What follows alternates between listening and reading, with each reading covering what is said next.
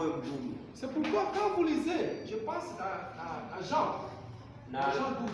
Wakati tunasoma ndani ya kitabu cha Yohana kipindi ya 12, Jean 12, je pense c'est 42. mshairi wake wa 42. Vous allez remarquer que beaucoup des autorités de l'église juive avaient découvert que Jésus était le Messie. Na mtatambua vizuri ya kwamba viongozi wakuu wa kanisa za watoto wa Israeli walitambua vizuri ya kwamba Yesu Kristo alikuwa ni Masihi. Celui qui a tout fait peut lire ça. Vous allez remarquer que la Bible dit que à cause de leur égoïsme, parce qu'ils voulaient leur propre les honneurs de l'homme par rapport aux honneurs de Dieu, et c'est pourquoi ils ont laissé Jésus. Na sijui mwenye kuwa na Biblia ataweza kusoma atatambua huko, utasikia kadiri nasemeka hapa kulingana na uchoyo wao, na ndio maana waliendelea wadhibiti uongozi wao. Jean 12, 42. Cependant, même parmi les chefs, plusieurs crurent en lui, mais à cause des pharisiens, ils n'en faisaient pas l'aveu, dans la crainte d'être exclus de la synagogue. Oui, continue. Car ils aimaient la gloire des hommes plus que la gloire de Dieu. Or, Jésus s'était... Oui, on peut s'écouter. Donc, vous Inasemeka ya comprenez ce que kwamba la Bible dit. Ils ont été convaincus, quand bien même qu'ils avaient ici interprété mal, mais les efforts que Jésus a fait, les faire comprendre, ils ont été convaincus, ils ont cru que ce que Jésus disait était vérité, et Jésus était le Messie. Mais à cause de l'égoïsme, à cause de ceux qui voulaient le matériel, ils voulaient le pouvoir, ils n'ont pas été amenés de suivre Jésus. na walielewa kulingana na ile ambayo Yesu Kristo alikuwa akifundisha, walifikia kiwango ya kuelewa ya kwamba Yesu Kristo alikuwa ni Masihi, lakini walikuwa na moyo mgumu muda ule ambao walikuja kulingana na ukubwa walikuwa nao, na kadiri Wafarisayo walipokuwa wakiwapotosha, walienda wanakuta kwamba sisi hatutaweza kufuata huyu jamaa kulingana na hiyo ambayo ilikuwa ni utukufu katika hali za. À cause de ces principales raisons ici, Jésus a été difficulté à réaliser sa mission. Na kutokana na hizi hali mbili za moyo mgumu na kwa kutafsiri mbaya ya maneno, ndiyo maana Yesu Kristo alipata tatizo. Et de même Jean-Baptiste qui est venu pour préparer sa venue, c'était la même raison. Na hata pia Yohana Mbatizaji ambaye alikuja kwa kutayarisha ujio wake, na yeye ilikuwa tu shida kama hii. Vous allez voir que Jean-Baptiste, d'abord, comprenez mal les révélations qu'ils ont reçues à Dieu. Pour lui, il a vu, Dieu lui a dit, celui-ci qui vous verrez un colon descendre, celui qui vous voyez ce signe ici, c'est celui-là, celui de qui vous êtes allé préparer les chemins. Na kutokana na kadiri Mwenyezi Mungu alipomuonesha Yohana Mbatizaji, kumuonesha uzuri na ukweli ya kwamba yule ambaye utakayeona nziwa inachuka juu yake, jua vizuri ya kwamba ni yeye ndiye ambaye ni Masia. Mais qu'est-ce qui est arrivé? Jean-Baptiste a vu tous ces signes-là. Na nini nifikia? Yohana Mbatizaji aliona hizo hali zote. Et il a déclaré, moi j'ai vu et j'ai rendu témoignage. Na akasema kwamba kweli mimi nimeona na nimefaa hotuba yangu. Mais tu as vu et tu as rendu témoignage. Mais qu'est-ce que tu attends pour le suivre? Na wakamuuliza sasa, wewe umeona na umeweza sasa kufanya ushuhuda wako, sasa nini inayoacha wewe usimfuate? Mais Jean-Baptiste a commencé à réfléchir. Lakini Yohana Mbatizaji alianza sasa kufikiria par rapport à ce qu'il connaissait de Jésus. Kulingana na ile ambayo alikuwa anayoijua kuhusu Yesu kibinafsi. Celui-ci c'est mon cousin.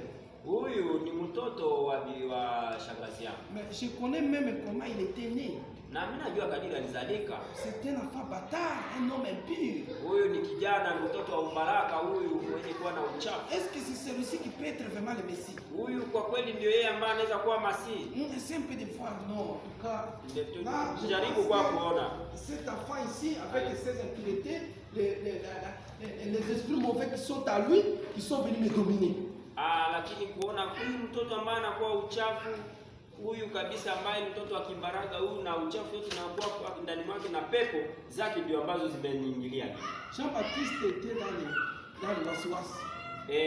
Na Yohana Mbatizaji alienda kupatikana mwenye kuchanganyikiwa. Donc Jean-Baptiste à qui Dieu a révélé toutes les choses, mais à cause de l'incrédulité, à cause de sa façon de comprendre les choses, il a refusé de suivre la révélation que Dieu lui a donnée. Na Yohani Mbatizaji ambaye aliweza kupata ufunuo wote kulingana na Mwenyezi Mungu, lakini kuhusu na kutokana na moyo mgumu wake, ndio maana alienda ingia katika hiyo. Oh, si Jean-Baptiste pouvait accepter Jésus, Kama Yohani Mbatizaji angelimkubali Yesu, et vous savez ce qui devait arriver. mnajua nini ingelitokea? Donc c'est pour dire que la mission de Jésus serait facilitée. Ni kusema kwamba kazi ya Yesu Kristo ingeliweza kutimilika vizuri. Si les pharisiens là pouvaient accepter Jésus, Kama Wafarisayo wangelimkubali Yesu Kristo, et vous allez voir, la mission de Jésus devait être facilitée.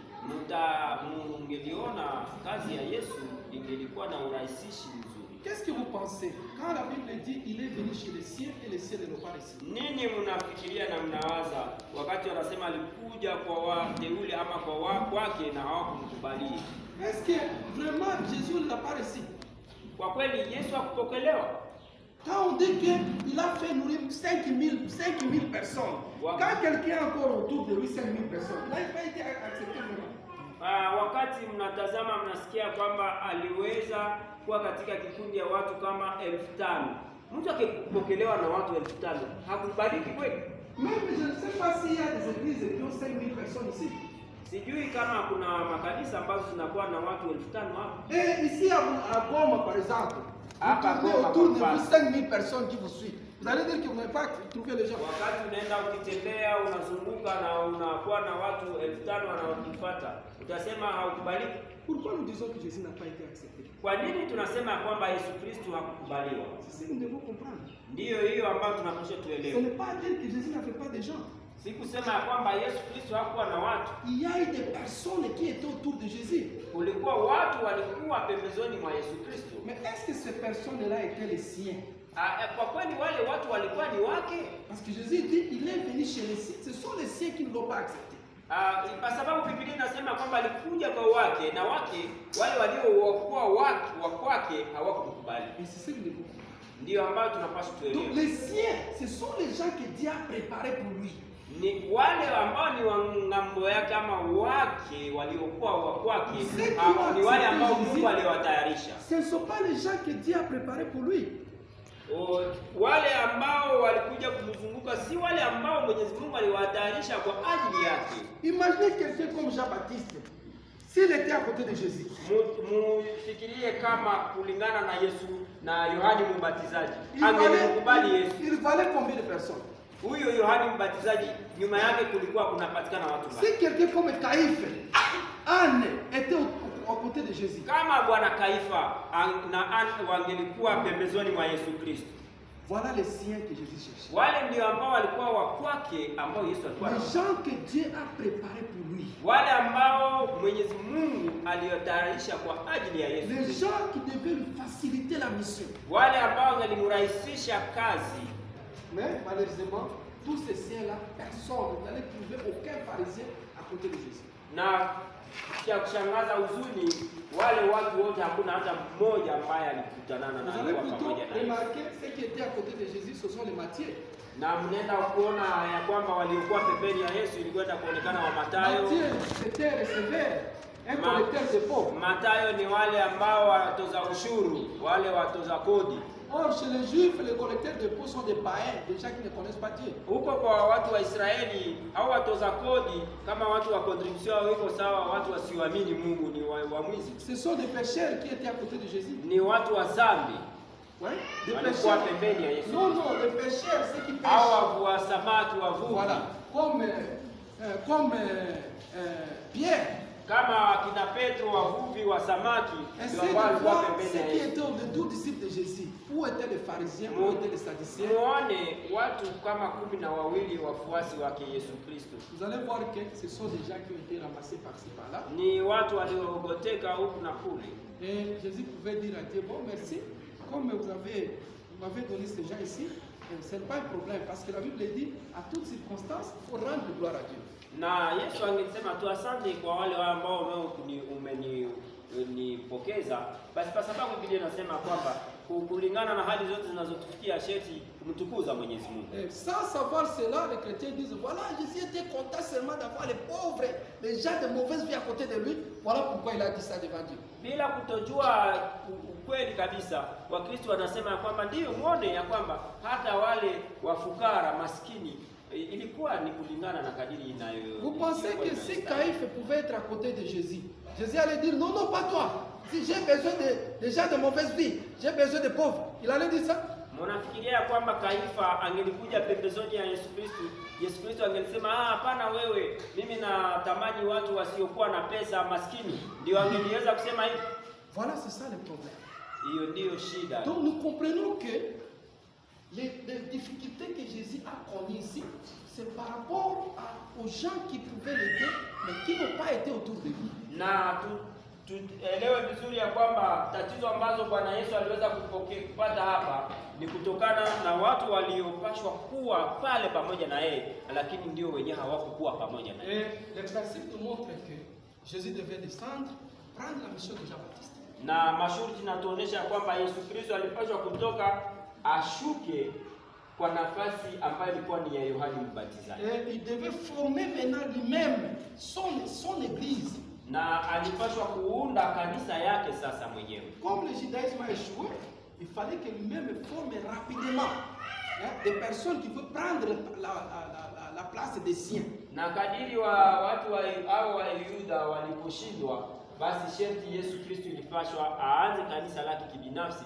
ili aweze kuwa na wake waliokuwa wake. Il a pris les disciples pour qu'ils puissent maintenant faire le travail de Jean-Baptiste. Na ndio aliweza kuchukua wafuasi 12 ili waweze sasa tena kufanya kazi ya Yohana Mbatizaji. Il faut une formation. Na iliwabidi wafunzwe tena. Et il commençait à les enseigner. Na alianza kuwafundisha sasa. Je me rappelle qu'il leur avait montré que non, Élie dont on parle là, c'est lui Jean-Baptiste. Na ndio hapo pia alianza kuwafundisha kuonesha ya kwamba Elia anayezungumzwa hapo ndio Yesu, ndio Yohana Mbatizaji. Na nafikiria nous sommes dans Matthieu 11. Katika kitabu cha Mathayo kipindi cha 11. Il leur expliqué par rapport à Jean-Baptiste, il leur avait montré que si vous voulez reconnaître celui Jean-Baptiste là, c'est celui Élie qui devait venir. Na ndipo hapo alienda kuwaelezea katika kitabu cha Mathayo kipindi cha 11 kuelezea kwamba huyo Yohana Mbatizaji mnayeona ndiye Elia aliyepaswa kuja. Et c'est comme si nous avons toujours fait des séminaires ici. Donc Jésus a trouvé que les disciples ont fait le séminaire de 2 jours, de 7 jours, de 21 jours. Alors il va maintenant larguer les disciples. Allez maintenant témoigner. J'ai déjà fort. Na inakuwa kadiri allez témoigner que le Messie est sur la terre. Inakuwa kadiri sisi tumeanza kuwa katika kanisa hili tunafanya semina siku 2, siku 7, 21.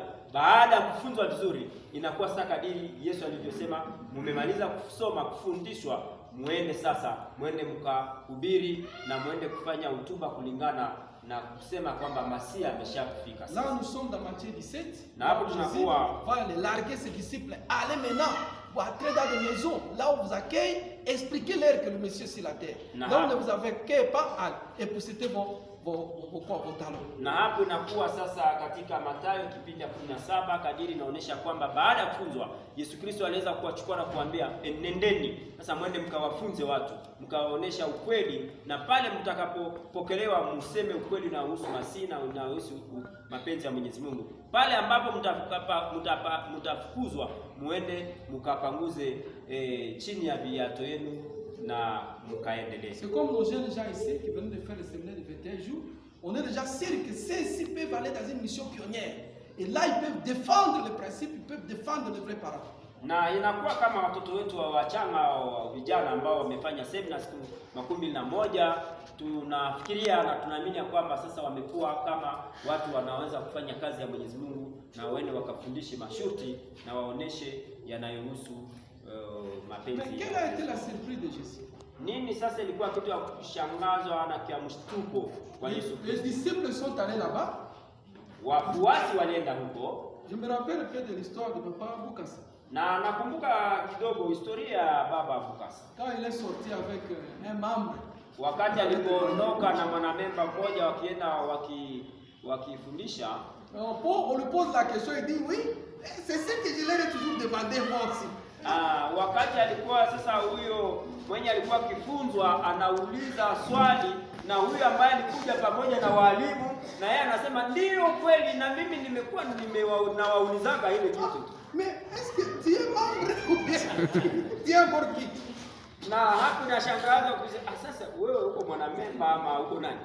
Et c'est comme ça que les disciples sont allés. Na hivyo Ils ndio partent enseigner, il n'y a pas une wafuasi question. Paf! Vous dites que le Messie est là. Mais Élie, avant que le Messie vienne, il fallait montrer nous Élie. Il fallait qu'Élie vienne d'abord. Na ilikuwa kama hivyo, wafuasi waliondoka, wanaanza kufundisha na wanaanza onesha mambo ya Yesu Kristo. Sasa Wasadukayo na Wafarisayo wanaanza, sasa wewe mnasema kwamba Masihi amekuja, sasa mtuoneshe Elia ambaye maandiko inasema kama nabii walivyosema kwamba sheti Elia au amesharudi. Sasa tuoneshe Elia yuko wapi? Ils ont fait comme si ils n'ont rien compris. C'est comme si ils n'ont jamais entendu parler d'Élie. Na walifanya kama watu waliokuwa bado hawajaweza kuelewa na kama hawajasikia hata Masihi na jina la Elia. Ils ont dit, il fallait qu'Élie descende. Sasa na wao wakasema kwa mshangao, kweli ilikuwa naomba tena Elia ashuke? Même nous aussi on n'a pas encore vu cet Élie. Na kwa kweli na sisi hatuonaka huyo Elia. C'était possible, il faut qu'on ait d'abord le procès. Donc il nous trompe aussi. Il faut que lui aussi nous montre Élie. Sasa na wao wakasema kweli huyu bwana au sheti na sisi tuende tumuulize kwa kweli aweze kutuonesha huyo Elia. Et laquelle entre les cuisses, puis rentre pour aller encore demander à Jésus. Jésus là-bas on lui demande Élie. Na sasa wakafanya mstari msururu, wakaanza kuendelea kwenda kutanana na Yesu Kristo. Kwa kweli metre wanasema tuoneshe kweli Elia yuko wapi? Wametuuliza tuoneshe Elia. Mettez-vous à la place de Jésus. Muende mkajicheka kwenye nafasi ya kina Yesu. Toutes les explications qu'il leur avait données. Katika mahubiri na maelezo zaidi ambayo aliweza kuwapatia. Parce que la Bible ne donne que des extraits. Biblia inaleta tu C'est shairi. supposé que Jésus leur avait déjà parlé d'Élie. Il savait que ça passe parmi les questions qu'on va poser, il y aura cette question-là. Na kwa kweli Yesu sheti anapaswa kuwa alikuwa ameshakuwaelezea kuhusu Elia, na alijua ya kwamba kwa kweli itakuwa inaweza kuwezekana iwe ni kati ya maswali ya maulizo watakaowauliza. Jésus leur demande, là où vous êtes allés là-bas, donc vous avez convaincu les gens que moi je suis le Messie. Na Yesu akawauliza, kweli kule ambapo mlipoenda ni kusema kwamba mmewaelewesha watu ya kwamba kwa kweli mimi ni Masihi? Donc ils ont déjà compris que je suis le Messie. Wamejua na wameelewa kwa kweli ya kwamba mimi ni Masihi. Ils ont dit non, les gens te disent plutôt que toi tu dois être Jérémie, toi tu dois être... mais vous êtes allés pour quelle mission? Na wamoja wakaanza kujibu ya kwamba wengine walielewa kwamba labda wewe unaweza kuwa ni nabii Yeremia na labda sijui. Sasa Yesu kauliza, sasa ninyi mumeenda kulingana na kazi gani? Il dit bon, en tout cas il faut que je teste aussi ces gens. Est-ce qu'ils ont compris qui je suis? Et vous aussi. Qu'est-ce que vous pensez de moi? Na ndio maana Yesu Kristo alifikia muda mmoja kusema niwapitize kwenye mtihani. Akauliza, sasa na ninyi mnafikiria mimi ni nani? Ce sont les gens de séminaire de 21 jours qui partent déjà à la mission pionnière. Ni watu wa semina ya siku 21 ambao wametoka ndani ya semina wanaenda sasa kuhubiri. Et aussi vous commencez à dire, moi en tout cas, vous êtes encore, il faut avoir qui? Et Saint Pierre, il va dire, toi tu es le fils de Dieu. Na wale wengine walianza sasa kutazama huko juu, wakasema sijui kama inaweza kuwa iko ilikuwa tulifikie Petro yeye peke yake ambaye alisema wewe ni Masihi. Pensez-vous qu'avec ça Jésus pouvait vraiment continuer? Na nyinyi mnafikiria kulingana na hali sawa na ile Yesu angeliweza kuendelea? Même les gens qu'il a formés et même ont des hésitations, ils ne savent pas réellement qui est Jésus.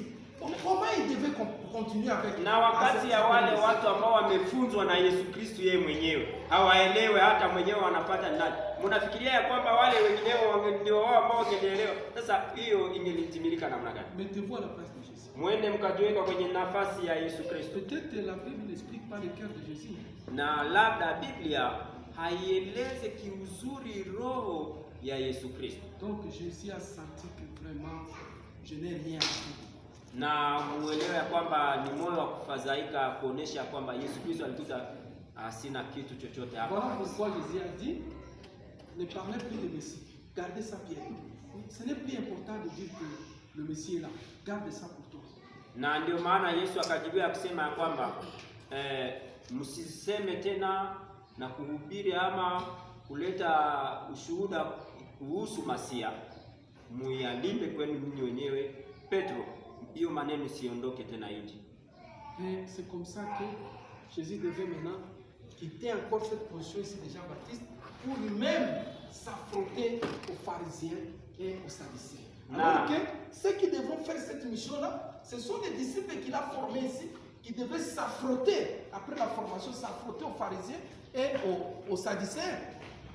Na mtambua kulingana na hiyo mambo iliyopitikana, Yesu Kristo alitoka kwa nafasi ya Yohana Mbatizaji hapa na akashuka mpaka yeye mwenyewe aende akutanane na Wafarisayo na Wasadukayo. Et ici, il prend la position de Moïse. Na hapa tena karudi akashuka kwenye nafasi ya Musa. Donc il descend encore à ce niveau-là pour tenter encore de voir si au moins à travers là, il réussit encore à ramener le niveau de ces gens-là. Lui revient encore ici jusqu'à ce qu'il va prendre encore la position de Moïse. Na kutokana na hiyo nafasi ilikuwa kwa kutafuta kuona kama kwa kweli anaweza kuambatana na hao watu na waeleweshe, ili aweze sasa kurudi kwa hiyo nafasi na wanyanyue. Et même à ce niveau ici, ça ne va pas tenir.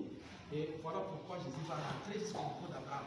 Na hata hapa kwa hii nafasi ya Musa haikuwezekana, na alishuka mpaka kuja anzisha tena kwa nafasi ya Ibrahim. Il devait aussi mourir et ressusciter, comme Abraham était mort et ressuscité à travers Isaac.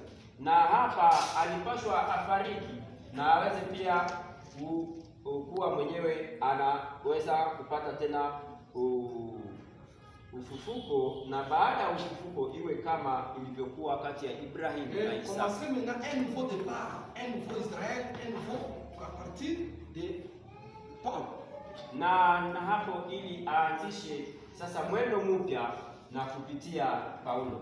Paul qui représentait maintenant cette fois-là la fin spirituelle, comme c'est maintenant un cours spirituel qui commence, et la fin spirituelle comme Isaac, son enfant était Jacob, et Jésus ressuscité comme Isaac, et son enfant spirituel aussi, qui devait prendre maintenant le départ. Na hapa itaanzishwa kazi kwa sababu yeye amekuwa kiroho, na ikaanzishwa kazi ya kiroho kupitia mtoto wa kiroho ambaye alikuwa ni Paulo, na ikakuwa kadiri Isaka pia aliweza kufufua hali ya kushindwa kwa baba yake Ibrahimu, na hapo ndio kazi ya kiroho ya Saul était devenu Paul, comme Jacob était devenu Israël, et c'est ça maintenant le nouveau départ. Na Saulo kadiri alivyokuwa kwa jina ya Paulo, na hapo itakuwa mwanzo sasa ya Israeli. Et maintenant ici, le problème c'est le christianisme qui commence. Et le christianisme ici avait maintenant la mission de transformer, de changer, de faire corriger les erreurs du judaïsme. Na hapa ilikuwa sasa imekuwa mwanzo ya hadithi ya Kikristiani ambayo historia ya Kikristiani imeanzia hapa, na ili iende ikabadilishe ile kushindwa na vitu vyote ambavyo vilipitikana wakati ya watoto wa Israeli. C'est pourquoi tout le parcours du judaïsme doit revenir encore dans le christianisme. Na ndio kusema hiyo hadithi na mwenendo wa watoto wa Israeli, hiyo hadithi yao inapaswa sasa ije ikaonekana kwenye hadithi ya watoto ama ya Wakristo. C'est le tournant de l'histoire. Na hiyo ndiyo mzunguko wa historia. Alors, maintenant un nouveau cours a commencé dans le christianisme. Na mwenendo mpya ikaanza katika Kikristiani. Et nous sommes témoins du christianisme aujourd'hui. Na sisi tunaweza kusemeka ya kwamba hapa sisi ni watemwe wa historia ya hawa wa Kristo. Nous avons vu comment les choses se sont déroulées ici. Na ushuhuda wetu inakuwa ni kwamba tunajua nini imepitikana hapa. Comment aujourd'hui le christianisme se comporte? Namna gani wa Kristo wanatembea kwa leo? Nous allons voir ces deux aspects qui existent. Na tutaona hizo hali mbili za kuenda kutafsiri maneno ya Mwenyezi Mungu vibaya na moyo mgumu, hizi hali mbili zikionekana hapa. Vous allez remarquer que la manière dont le christianisme a interprété la Bible, ça ne permet pas réellement à découvrir le Messie. Na inaenda kuonekana kadiri wa Kristo waliweza kutafsiri Biblia, inaenda kuonekana katika hii hali ya sasa. Vous allez vous-même remarquer, qu'est-ce que les chrétiens enseignent aujourd'hui? Na ninyi wenyewe mnaweza kutambua nini Wakristo wanafundisha kwa leo. On a perdu que nous sommes là pour attendre le Messie. Aujourd'hui, on est dans les histoires de parler à langue, on est dans les histoires de charlatans, on est dans les histoires, c'est devenu pêle, mais on ne sait plus là où on se trouve. Na wale ambao wangeliweza kufundisha kuhusu ujio wa Masia kwa leo sasa hawako tena ndani ya mambo hayo. Sasa kwa leo inaanza kuwa kufundisha labda kusema kwa lugha na kwa watu wa mchanganyiko huko, ni vitu kama vya kisiadisi tu. Je me rappelle que Papa Omar disait le christianisme c'est comme un pilote qui ne suffit pas. Na mjue ya kwamba si kusema hiyo ndio ambayo ilikuwa inatoshelea. Alors quand ils ont entendu nous serons les chefs de tribu. Na waliposikia ya kwamba watakuwa wakubwa wa makabila. Tout le monde dit non, na ndio maana wote walienda wakisema suivons-les parce que nous deviendrons les chefs de tribu. Départ à Jérusalem. Na hapo kwenda wa Yerusalemu. On va déjà réfléchir moi quand je serai. Moi je suis tel, je serai chef de tribu tel. Je suis tel, je serai chef de tribu tel. Na hapo wakaanza kusema tuende tumfuate huko Yerusalemu kwa sababu na mimi wakati itakuwa hivyo nitakuwa mkubwa wa kabila fulani na mimi na walikuwa vyeo ndio ambao walienda kwa. Est-ce que réellement ils comprenaient? Na kwa kweli walikuwa wanasikia. Vous pensez qu'ils vont par miracle comme Jésus faisait les miracles, il arrive seulement à Jérusalem mal. Tout le monde devient le chef de tribu. Mnafikiria kwamba kufuatana na kadiri walikuwa wanafuata waliwaza kwamba Yesu Kristo atakapofika itakuwa ni kitu ambacho kitabomoka na kufanya muujiza mkubwa na kila mmoja mara moja aje akawe mkubwa wa kabila. Est-ce qu'ils savaient que ce sont eux qui devaient faire l'effort pour qu'ils puissent gagner le royaume? Et maintenant, c'est au moment qu'ils gagnent le royaume, maintenant, c'est à ce moment qu'ils seront les chefs des tribus. Kwa kweli walikuwa wanajua ama walitambua ya kwamba wao ndio ambao walikuwa wanastahili wafanye. Déjà plutôt sur notre père. Sasa watu hao wakati ilikuwa wakati wa Bwana Yesu Kristo watu walikimbia, lakini wakati ya baba yetu wa kweli watu walikuja, walipatikana. C'est ainsi que sur base de ces disciples-là, notre père les a formés. Na kwa msingi ya hao watu 12 wafuasi hao, baba yetu wa kweli alianza kuwafunza. Comme Jésus aussi a formé ses disciples. Kama pia Yesu Kristo alivyofundisha wake. Et ces gens-là avaient tellement compris qu'ils sont allés aussi témoigner les autres, ils sont arrivés à 36. Na hao watu kadiri walivyofundishiwa walienda wakaelewa na wao pia wakaondoka na wakafikia kiwango ya 36 ama 36. Wakapata pia wafuasi. Alors que Jésus, c'était difficile qu'il y ait encore un autre nombre qui s'augmente à ses 12 disciples, mais notre Père est allé trouver ces 12 disciples qui représentaient les trois stades. Na kwa kweli mtatambua vizuri ya kwamba Yesu Kristo sasa yeye ili watu wazidike waongezeka ilishindikana, lakini Yesu baba yetu wa kweli kupitia hiyo watu 12 yeye sasa harusi ama umati uliendelea ukazidika. Donc ici cela a prouvé que notre Père avait restauré le siècle du judaïsme et le siècle du christianisme et il a bâti son propre fondement. Na hapa sasa inaenda kuonesha kwamba baba yetu wa kweli aliokoa kushindwa kwa Wayuda na pia kushindikana kwa iliyopitikana kwa Yesu Kristo, alafu yeye aliweza kuweka msingi. Donc c'était sa propre religion qu'ils a mis en place. Donc il les a formés rapidement pour devenir les siens et que ces gens-là maintenant, sa religion puisse les témoigner comme le Messie. Alafu yeye mwenyewe hapa inaonekana kwamba yeye alipata watu na akawafundisha na hao watu wakakuwa wake na wale wake wakaweza kumwelewa yeye vizuri na wao ndio ambao wanasema kwa jina lake sasa. Et c'est pour vous allez voir si notre Père a fait cette dimension-là, ce sont les 36 ici. Ce sont les loups, ce sont les lits, ce sont les quacks qui ont tout fait. Na ndio maana hapa mtatambua vizuri ya kwamba ili baba yetu asikilikane ni kwa sababu hao 12 36 tukipata wa Reverend Yu wa kwake na Lee na wengine ndio wamewezesha ili baba yetu wa kweli Ils étaient tellement liés à lui. Na walikuwa wanaungana sana na yeye. Le livre vert, c'est quoi qui a écrit? Hiyo kitabu ya kimanjano ni baba yetu wa kweli ni Reverend kwake ndiye ambaye aliandika. La pensée d'unification, c'est lui qui a écrit. Na hiyo fikra za mmoja ni Reverend Lee. Donc vous allez voir que tout ce qui est là, tous ceux qui sont les disciples de notre Père, qui ont fait, chaque personne a mis sa connaissance, donc notre Père bombarde les éléments, la vérité, chacun doit, non, j'arrange quelque chose comme ça, je fais ça, donc autour de lui. Na mtatambua vizuri ya kwamba kulingana na mafundisho ambayo iliyokaza ambayo baba yetu wa kweli aliweza kuwapokeza hao wafuasi wake 36, kila mmoja alifanya bidii, alifanya nguvu ili aweze kufanya kitu ambacho kitawezesha baba yetu wa kweli asikilike na mapenzi ya Mwenyezi Mungu timilike, kwa sababu kila mmoja aliweka nguvu zake kulingana na kadiri alivyotambua mambo kwa kutokana na yale ambayo aliyopokea kwa baba yetu wa kweli. Quand vous attendez quelqu'un comme Kwake, vous savez qui était Kwake? Kama mnavyosikia mtu mmoja anaitwa Reverend Kwake, mnamjua alikuwa nani? Ce n'est pas n'importe qui. Si mtu wa rejareja pana. Kwake c'était un officier militaire. Reverend Kwake ni ofisa mkuu wa majeshi. Il a été formé par des Japonais. Alifundishwa na Majapani. Il a été formé par des Américains. Akafundishwa na Wamarekani. Et ce n'était pas n'importe qui. Hakukuwa mtu wa hivi. Imaginez à l'époque belge, quelqu'un congolais qui devient colonel. Mfikirie kwa kipindi ya wakati ya wakoloni wa Kibelgiji. Parce que c'était la période afundishwe awe kanali. Kwake est devenu colonel en accord. Esaïe a lié automatiquement l'étape on doit aller payer la dette.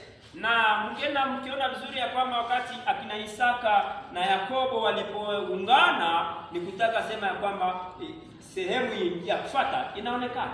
Ce sont ces aspects que parfois nous on enseigne, mais on ne croit vraiment pas ça. Na ndizo hali hizo ambazo sisi tunazofundisha na labda muda mmoja hatuziamini.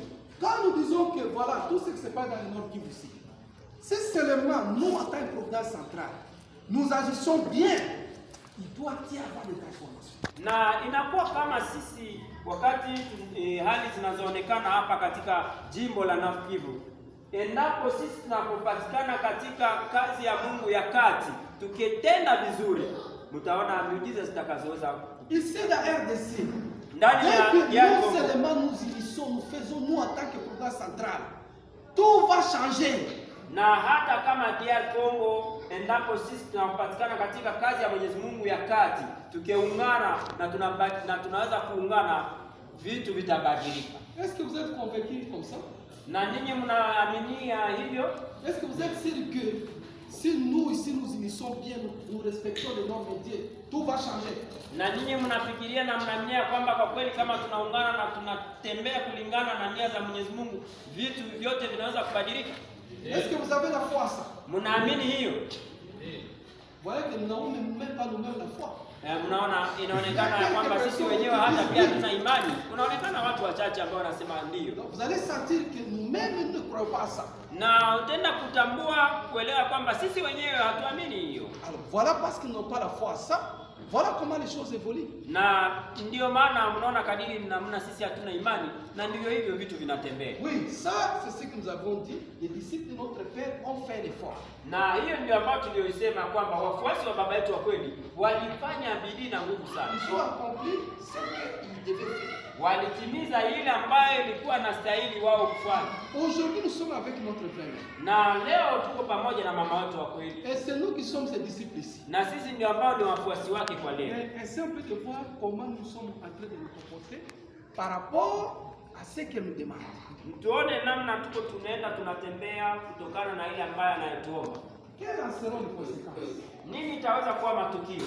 Aujourd'hui, notre mère, elle a déjà un temps vers j'avais ici elle aura 80 ans. Na mama yetu wa kweli hapa anataka fikia miaka na hapa karibuni atakuwa na miaka 80. Pensez-vous que elle a encore combien de temps pour s'élever?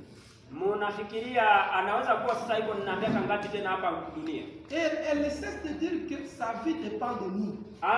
Choki na kusema ya kwamba maisha yake inatokana na sisi. Sa longévité dépend de nous. Na maisha marefu yake inatokana na sisi. Alors nous avons dit que nous sommes en train de vouloir comprendre le tournant de l'histoire pour que nous puissions le découvrir. Na tulisema ya kwamba inatuomba tuelewe mzunguko wa historia ili tuweze tujitambue. Alors, nous avons vu deux catégories de disciples, les disciples de Jésus et les disciples de notre Père. Na tumeenda kuona hali mbili ya wafuasi kwa ngambo ya Yesu Kristo na wafuasi kwa ngambo ya baba yetu wa kweli. Où sommes-nous? Sisi tuko wapi? Nous sommes comme les disciples de notre Père, de notre mère, ou nous sommes comme les disciples de Jésus? Na sisi tuko kama wafuasi wa baba yetu na mama yetu wa kweli ama wa Yesu Kristo. Essaie de voir comment se comportaient les disciples de Jésus. Tuone namna kadiri wafuasi wa Yesu Kristo walikuwa wanatembea. On n'a pas le temps, on allait lire dans la Bible comment se comportaient les disciples de Jésus. Muda ni mchache, tungelienda kusoma ndani ya Biblia kuona kadiri wafuasi wa Yesu Kristo walikuwa wanatembea. Vous allez remarquer que les disciples de Jésus ne connaissaient rien de ce que Jésus faisait. Na mtaenda kutambua vizuri ya kwamba wafuasi wa Yesu Kristo hawakuwa wanajua lolote ya yote ambayo Yesu Kristo alikuwa anawafundisha. Essayez de voir comment quelqu'un peut dire, pendant qu'ils sont avec Jésus, ils sont en train de partir, ils vont arrêter le stade. Jésus dit non. Jésus dit nous un peu. Nous avons abandonné nos histoires, nous avons abandonné tout ce qu'on avait. Maintenant, nous, à la fin des comptes, quelle sera notre suite? Qu'est-ce que vous allez nous donner? Mkumbuke na ninyi wenyewe mfikirie vizuri kulingana na wale wafuasi wa Yesu Kristo walikuwa muda mmoja wakitembea pamoja, wanafika muda ambao wanaenda kumuuliza Yesu Kristo asema Bwana, tuambie kwanza vizuri, lakini kwa kweli sisi tumeacha mambo yetu, biashara yetu, kazi zetu, tunakufuata wewe. Sasa kwa kweli nini